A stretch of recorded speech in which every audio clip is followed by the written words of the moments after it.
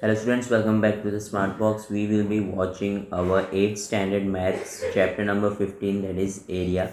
This will be the part 2 of our video. Part 1 we have done, that is our 15.1 exercise. Okay, so let's start with our practice set 15.2. But before that हमको जो है पिछले वाले exercise में हमने जो है parallelogram का एरिया पढ़ा. इस वाले एक्सरसाइज में हम जो है रोम्बस पढ़ेंगे. ठीक है, रोम्बस में एरिया जो है रोम्बस का वो बहुत ज़्यादा आसान है. ये जो है ये हमारा जो है एरिया ऑफ रोम्बस है. ठीक है, half into D1 into D2. But ये D1 and D2 is what, ये हमको समझना है यहाँ पर फ़िलहाल. D1 and D2 stands for diagonal. Okay, D1 पहला डायगोनल और D2 दूसरा डायगोनल. ठीक है, D1 और D2 जो है हमारे दो डायगोनल्स हैं. अब डायगोनल्स क्या होते हैं? ठीक है, ये और ये अपोजिट एंगल्स है, ये और ये अपोजिट एंगल्स है. ठीक है, इन दोनों अपोजिट एंगल्स को अगर मैं ज्वाइन करूँ, ए को C से और B को D से अगर मैं ज्वाइन करूँ तो ये मेरे क्या बन जाएंगे? डायगोनल. ये एक डायगोनल होगा और ये दूसरा डायगोनल होगा. ठीक है, अब इनके बारे में ना हमको दो प्रॉपर्टीज़ पढ़नी है जो कि बहुत ज़्यादा इम्पॉर्टेंट है. जैसे मैंने ये बनाया BD और ये बनाया AC. ठीक है, तो अब एक चीज़ याद रखो कि ये जो होता है सबसे पहले एक दूसरे से परपेंडिकुलर होता है. ठीक है, ये जो होगा, ये दोनों डायगोनल जो होंगे एक दूसरे से क्या होंगे? परपेंडिकुलर.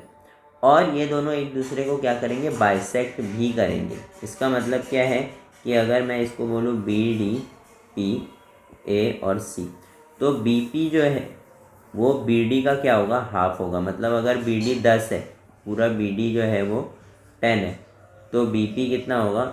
5 होगा. पूरा AC जो है वो अगर 20 है, ठीक है, तो सिर्फ AP कितना होगा? 10 होगा. समझ में आया? ये चीज़ आपको याद रखनी है. तीसरी चीज़ जो आपको याद रखनी है वो ये है कि रोम्बस का हर साइड क्या होता है? इक्वल होता है. AB will be equal to BC, will be equal to DC, will be equal to AD. ये तीनों चारों साइड जो है वो एक दूसरे को क्या होंगे? इक्वल होंगे. ये 90 डिग्री होगा और ये वाला साइड इसका हाफ होगा. ये तीन चीज़ आपको याद रखनी है इसके अंदर. रोम्बस का एरिया क्या है? Half into diagonal 1 into diagonal 2. ये पूरा डायगोनल इंटू ये पूरा डायगोनल और फिर उसको हाफ कर देंगे तो उसका एरिया आ जाएगा. ठीक है, ये हमारा नॉर्मल फार्मूला था. अब हम लोग जो है एक एग्जाम्पल देख लेते हैं, उसके बाद डायरेक्ट एक्सरसाइज स्टार्ट करेंगे.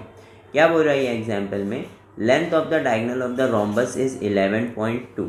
ठीक है, ये पहले डायगोनल का लेंथ है, ये दूसरे डायगोनल का लेंथ है. हमको क्या फाइंड करना है? एरिया फाइंड करना है. तो हमने क्या किया? Area of rhombus half into product of length of diagonal, that is 11.2 multiply by 7.5. ये नीचे 1 लिखा हुआ है, ये लिखने की ज़रूरत नहीं है. ठीक है, हमने पहले 11.2 और 7.5 को क्या किया? मल्टीप्लाई किया. ठीक है, क्या करेंगे हम लोग? 11.2 मल्टीप्लाई बाय 7.5, ऐसे डायरेक्ट मल्टीप्लाई करेंगे. 5 2 ज़ा 10. ठीक है, 1 कैरी, 5 1 ज़ा 5, 6 5 1 ज़ा 5 क्रॉस, 7 2 ज़ा 14, 1 7 1 ज़ा 7, 8 7 1 ज़ा 7. हो गया ये 0 0 1 4 1. ठीक है, 84 पॉइंट समथिंग आया. यहाँ पे हम डालेंगे पॉइंट. अब क्या है? नीचे 2 है ना, तो ये 84 को डिवाइड बाई 2 भी करना पड़ेगा, है ना. 84 को डिवाइड बाई 2 करेंगे तो कितना आएगा? 2 4 ज़ा 8 और 2 2 ज़ा 4. तो कितना आया हमको answer? 42 SQ centimetre. Square centimetre लिखना बहुत ज़्यादा ज़रूरी है एरिया में, क्योंकि अगर आप स्क्वायर नहीं डालोगे तो आपको जो है रॉन्ग मिलेगा. ठीक है, क्योंकि वो यूनिट है. ठीक है, चलो फिर प्रैक्टिस सेट 15.2 स्टार्ट करते हैं. ठीक है, फर्स्ट क्वेश्चन क्या है? देखो, length of diagonals of a rhombus are 15 centimetre and 24 centimetre, find its area. ठीक है, तो सबसे पहले तो हम यहाँ पे लिख लेते हैं फर्स्ट सम. ठीक है, यहाँ पे हम फर्स्ट सम करेंगे. तो यहाँ पे हमको क्या क्या दिया हुआ है? डायगोनल 1 दिया हुआ है हमको 15 सेंटीमीटर. ठीक है, और डायगोनल 2 हमको कितना दिया है? 24 सेंटीमीटर. ठीक है, डायगोनल 1 15, डायगोनल 2 24 सेंटीमीटर. अब एरिया ऑफ रोम्बस क्या है? एरिया ऑफ रोम्बस है हमारा half into diagonal 1 into diagonal 2. ठीक है, तो हाफ इंटू डायगोनल 1 कितना है? 15, डायगोनल 2 कितना है? 24. अब देखो, या तो आप जो है ना इसको और इसको मल्टीप्लाई कर सकते हो पहले, ठीक है, या तो हम देख सकते हैं कि 2 को और 24 को हम डिवाइड कर सकते हैं। तो यहाँ पे मैं क्या करूँगा, 2 1 ज़ा 2, 12 ज़ा 24, है ना, 12 ज़ा 24 हो गया। अब मैं क्या करूँगा, यहाँ पे एक रफ कॉलम में 15 और 12 को मल्टीप्लाई कर दूँगा, तो कितना होगा, 2 5 ज़ा 10, 1 कैरी, 2 1 ज़ा 2, 3 क्रॉस, 5 1 ज़ा 5 और 1 1 ज़ा 1, तो ये कितना हो गया, 180, ठीक है। तो यहाँ पे हमारा 180 SQ सेंटीमीटर हमारा क्या होगा, एरिया होगा, ठीक है। अब आप इसको या तो पहले इन दोनों को मल्टीप्लाई करके फिर डिवाइड बाय 2 भी कर सकते थे, या आपने पहले डिवाइड कर दिया तो भी चलेगा। पहले भी डिवाइड कर सकते हैं क्योंकि मल्टीप्लिकेशन है, अगर एडिशन होता तो पहले डिवाइड नहीं कर सकते थे, बट यहाँ पर मल्टीप्लिकेशन है तो आप पहले भी डिवाइड कर सकते हो, ठीक है। नेक्स्ट देख लो, सेकंड क्वेश्चन क्या है, length of the diagonal of rhombus are 16.5 and 14.2 centimetre, find its area, ठीक है। तो ये वाला सम हम यहाँ कर लेते हैं, सेकंड वाला सम।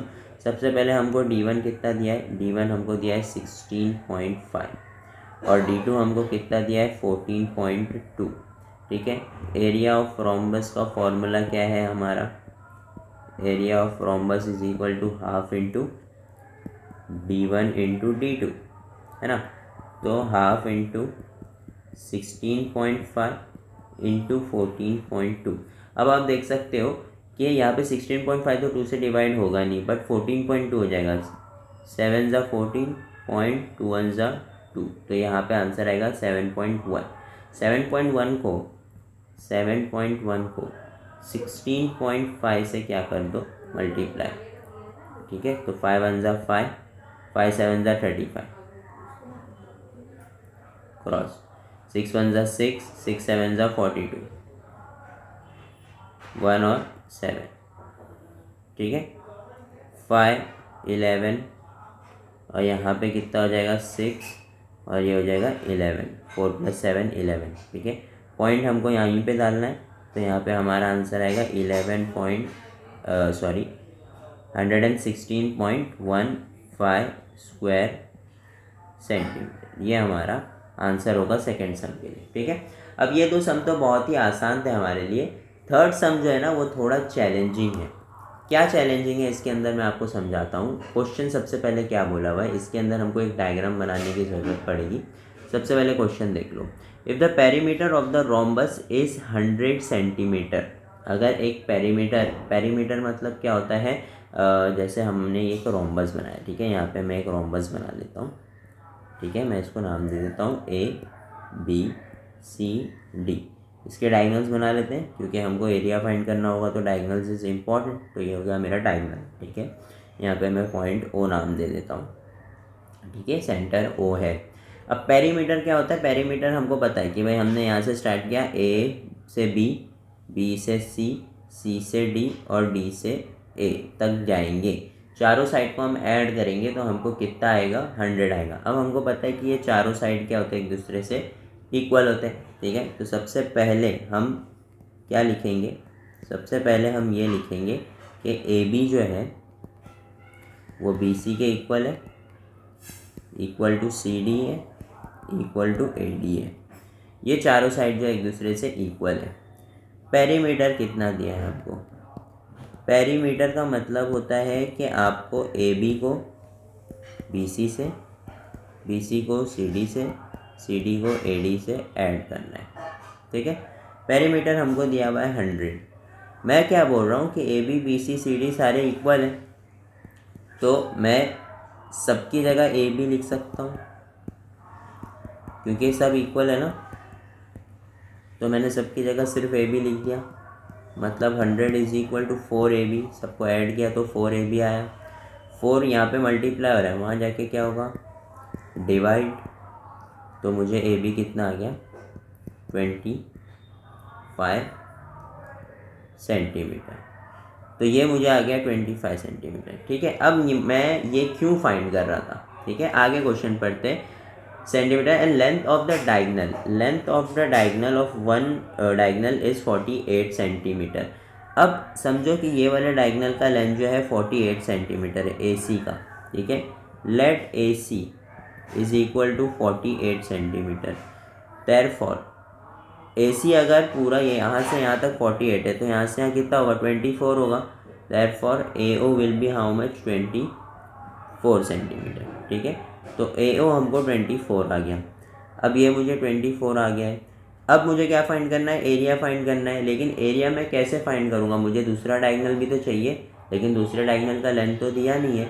तो मैंने क्या बोला था कि ये वाला जो पार्ट होता है हमारा कितना होता है 90 डिग्री होता है। ठीक है, तो अब मैं क्या करूँगा, ट्राइंगल AOB पे पाइथागोरस थ्योरम अप्लाई करूँगा। मैं यहाँ लिखूँगा इन ट्राइंगल AOB।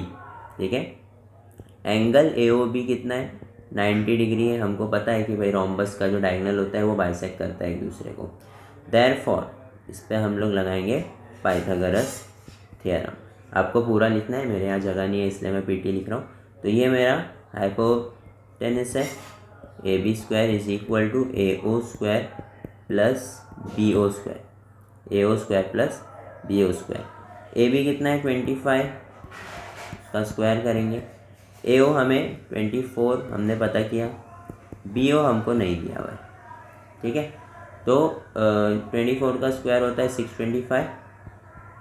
ठीक है, और 25 का स्क्वायर होता है 625, 24 का होता है 576 plus BO square as it is. अब ये यहाँ पर है तो वहाँ जा कर के क्या होगा माइनस, तो 625 minus 576 is equal to BO square.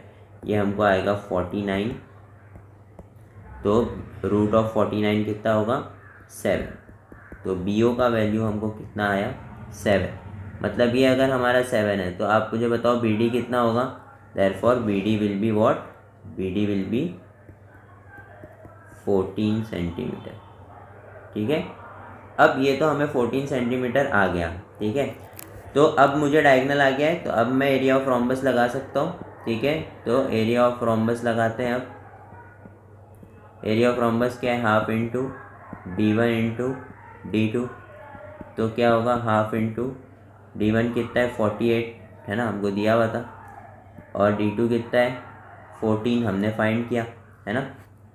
तो इसको सबसे पहले कैंसिल कर दो, 24 कर दो। अब 24 मल्टीप्लाई बाय 14 करेंगे हम सीधा सीधा।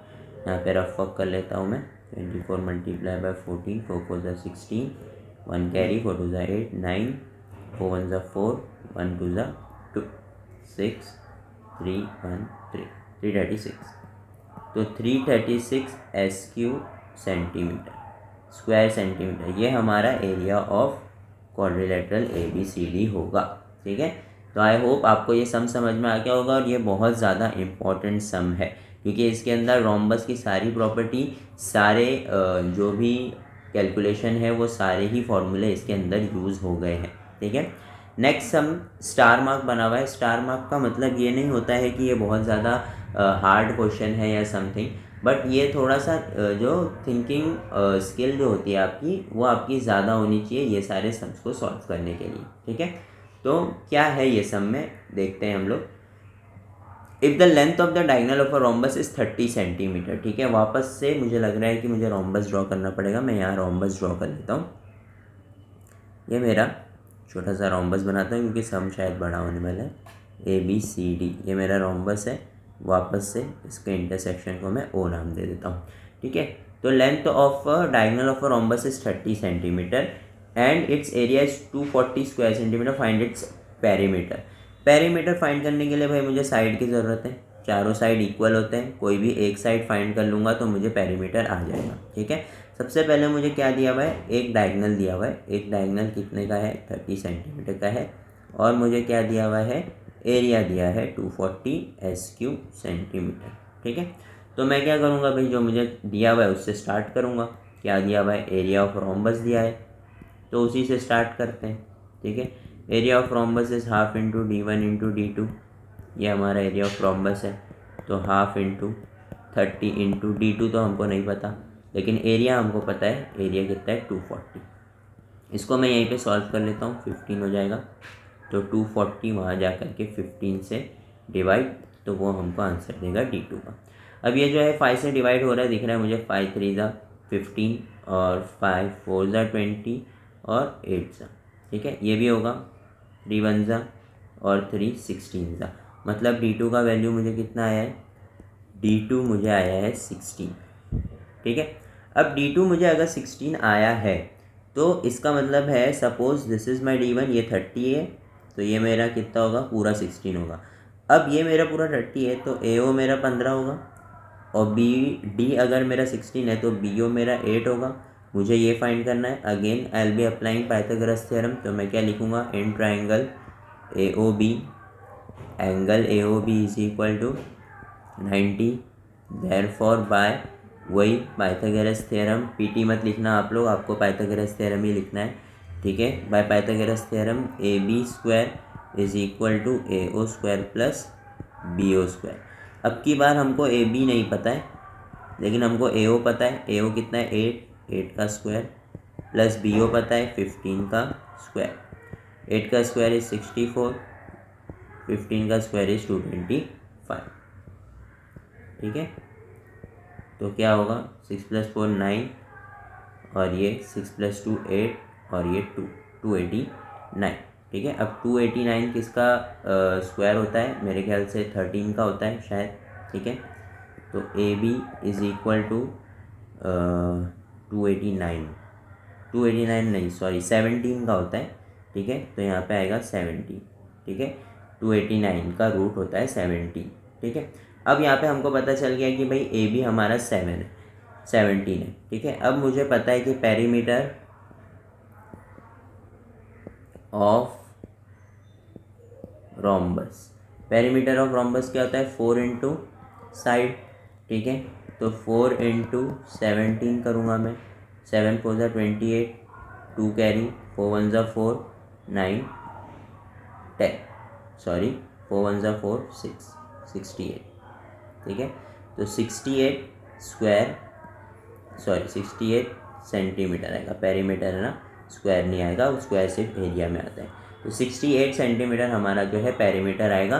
पिछले वाले सम से जो है ये मेरा सम आसान था। ठीक है, तो आई होप आपको सारी चीज़ें समझ में आ गई होगी। अगर आपको कुछ भी डाउट है तो आप नीचे कमेंट कर सकते हैं, और अगर आपको हमारा ये वीडियो अच्छा लगा हो तो अपने फ्रेंड्स के साथ ज़रूर शेयर करिएगा।